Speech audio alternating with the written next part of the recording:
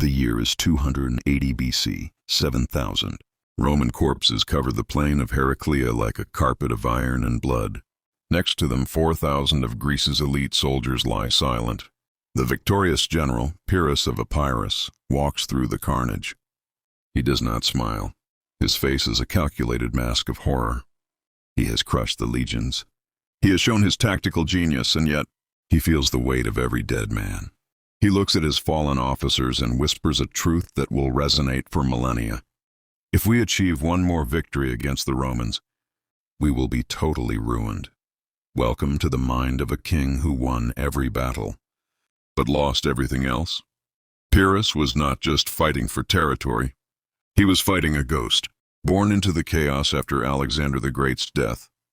Pyrrhus carried a genetic curse. He was Alexander's second cousin.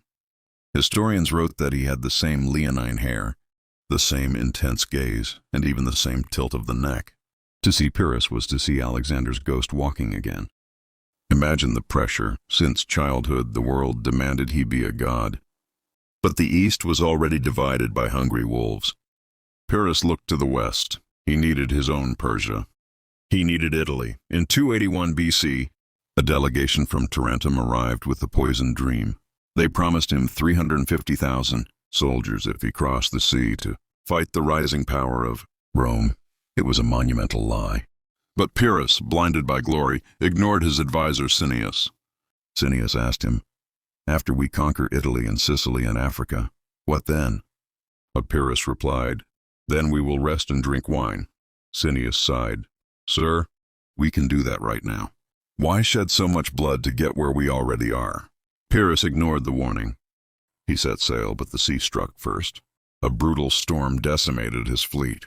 He arrived in Italy not as a king, but as a shipwrecked survivor, crawling out of the salty foam. Upon entering Tarentum, reality hit.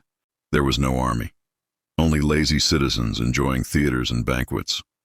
Pyrrhus's reaction was immediate and tyrannical.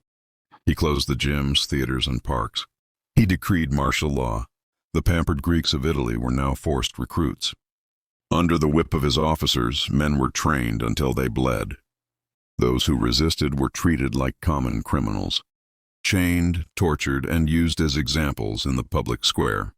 He had no mercy. He didn't want allies. He wanted a war machine. The city soon realized they hadn't invited a savior, but a master whose heart was as cold as his bronze armor. Then came the clash. At the Syrus River, Pyrrhus met the Roman legions. He saw their discipline and whispered, "This disposition is not barbaric at all." The river turned red. 3,000 elite horsemen charged the water. Pyrrhus fought on the front line until his horse was killed under him. To stay alive, he swapped armor with his officer Megacles. Megacles was killed, and for a moment the Greeks faltered. Pyrrhus had to rip off his helmet and ride through the blood-soaked mud, screaming to his men, "I am here!" Then he released his secret weapon, 20 Indian war elephants. The Roman horses, terrified by the smell of these monsters, bolted.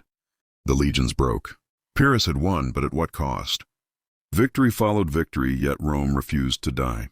Every Roman killed was replaced by 2 more. But every Greek veteran Pyrrhus lost was irreplaceable.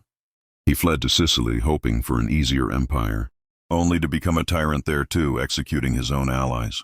Finally, at the Battle of Beneventum, his luck ran out. His surprise night attack failed in the dark forests. His elephants, now feared by no one, turned and trampled his own troops. Pyrrhus returned to Greece a broken man. He had won the battles, but lost the war.